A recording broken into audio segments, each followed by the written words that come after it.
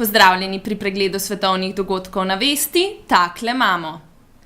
Ameriški predsedniški kandidati so včeraj še zadnjič poskušali pridobiti glasove čim več volivcev zvezne države New Hampshire. Ankete kažejo, da je med demokrati prevzel vodstvo Barack Obama in s tem premagal bivšo prvodamo Hillary Clinton. Pri republikancih bo najbrž šlo za boj med Johnom McCainom in Mittom Romneyjem.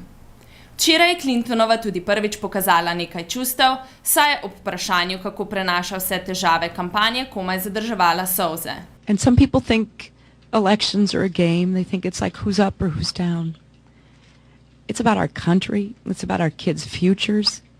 And it's really about all of us together. You know, some of us put ourselves out there and do this against some pretty difficult odds. Ali bo ta nova čustvena nota, ki jo nekateri že označujejo kot cinično pomagala, bomo pa še videli, saj so ameriške predsedniške volitve leta 2004 na demokratski strani pokazale, da je zaporedni poraz v Iowi in New Hampshireu nemogoče nadoknaditi.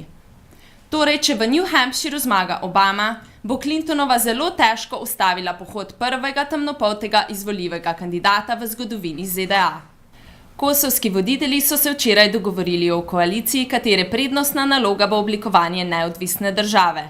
Demokratska stranka Kosova, ki jo vodi mandatar za sestavo nove vlade in zmagovalec parlamentarnih volitev Hašim Tači, ter Demokratska zvezda Kosova sta dosegli dogovor o oblikovanju koalicijske vlade, o kateri se bo jutri izrekla kosovska skupščina. Prednostna naloga vlade in vseh prebivalcev naj bi bila oblikovanje Kosova kot neodvisne demokratične države.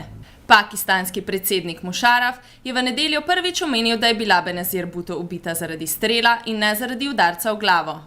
Nekdanja pakistanska premijerka je bila ubita na predvolilnem shodu, oblasti pa so zatrjevale, da je bila njena smrt posledica udarca v glavo ob razstrelitvi samomorilskega napadalca. Pakistanskim raziskovalcem je na pomoč pri raziskavi uboja priskočil tudi britanski Scotland Yard, vendar v Bhuttovi pakistanski ljudski stranki vseeno zahtevajo, da preiskavo vodijo Združeni narodi. Ameriški predsednik Bush jutri odhaja na 9-dnevno turnejo po Bližnjem vzhodu, kljub temu, da je teroristična mreža Al-Kaida pozvala islamske skrajneže naj ga pričakajo z bombami.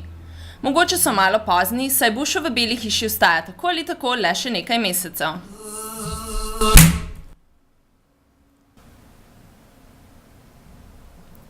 Mandatar za sestavo nove hrvaške vlade in predsednik Hrvaške demokratske skupnosti Ivo Sanader je s kmečko in socialno-liberalno stranko podpisal koalicijsko pogodbo.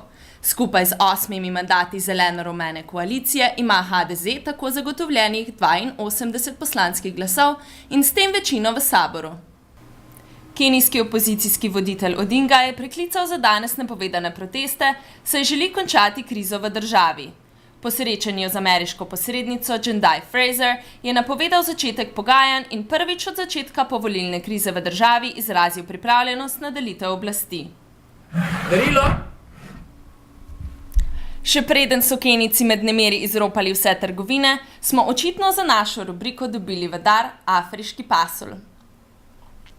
Takle imamo.